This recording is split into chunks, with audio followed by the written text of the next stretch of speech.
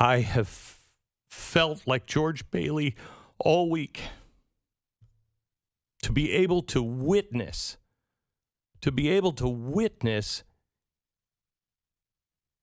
America is. Everybody makes fun of Frank Capra. Oh, that America doesn't exist. It does exist. Because I've just played the role of George Bailey. All I did was say, these people are in trouble. And you went out and gathered money. You didn't even ask questions. You just went and gathered the money, and the basket is... Do you know how unbelievable it is? There's, when people do fundraisers, they usually pad them, and they're like, we got a big check for $50,000. We know that's coming. We had nothing on Wednesday. Nothing.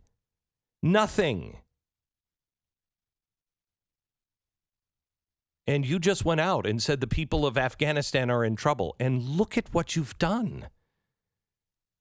To hell with those people who say Frank Capra and It's a Wonderful Life isn't a realistic look. Yes, it is. But it's a mindset. You have to choose to live that. And I want you to know, you are going to be so blessed by this. You already are. If you're feeling like I am, you already are. I don't know how I was at the end of my rope. I'm going to tell you the truth. I said something to the attorney generals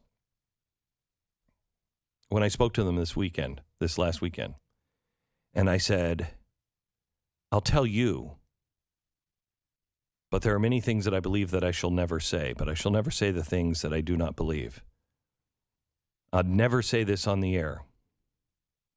This was last Sunday. I said, I've really kind of given up hope. I don't see a way out. I just don't see a way out. And you may be the last line of defense. I still believe that our attorney generals are the last line of defense.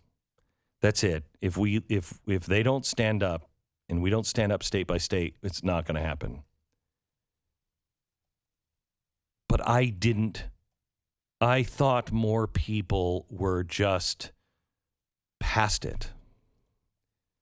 I just thought people were the worst thing that can happen to us. This is what will seal our fate, is if our hearts grow cold.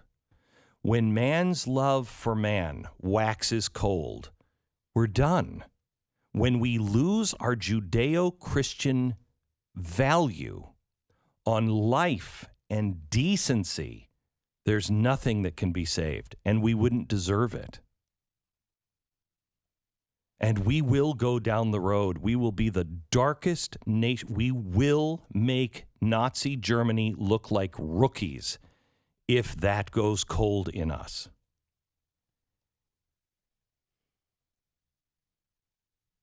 And for me to come to you, and you already knew, and say, the Afghani people are in trouble, and we got to try to do something. And I told you at the time, I don't know how this is going to work. Yesterday, I told you, and I'm telling you this again now, but with much more optimism. Yesterday, I told you, there's no way this happens unless God is present. If this happens, it is because God has opened up doors, because there's no doors. Yesterday, we were told that the airport is going to be closed for 48 hours. I didn't know if that was even going to be open up. I can't give you any of the details right now. But the first flight of Christians just took off. We have other planes going in very soon. And if all goes well, it will be a steady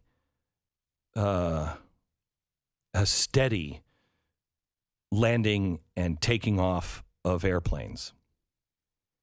We could have thousands out by this time Monday. But boy, we need prayers. But I so want you to focus on the people, because when we're focused on others, our problems don't seem so big. And I want you to focus on that you are not helpless. Tell me any problem in our country is bigger than what's happening in Afghanistan. Tell me that we can't accomplish anything we set our mind to. Stu knows one of the details that just came in, and without revealing any of the details, what was your response? Do you remember what I'm talking about? You said, that's sad. Oh, yeah. It's a really, in some ways, heartening thing. It's a kind of an exciting development in one way, but the other way, it's incredibly depressing. Yeah, because it's just us. Yeah. It's just us. It's nice that they see. Yeah. No. But yeah, it's everyone would tell us can't be done. It can be done. And if we serve others, if we keep our eyes and our hearts open to suffering of others and get out of our suffering, we will solve problems that people will say can't be solved. You will see miracles in your lifetime, unless maybe you're Joe Biden, because I'm not sure what time is it now? I'm not sure he's that healthy.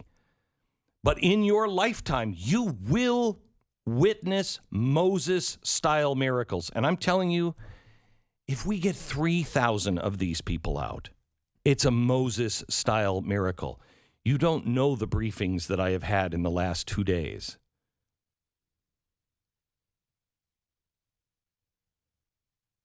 It will be a Moses-style miracle. And it happened because of you.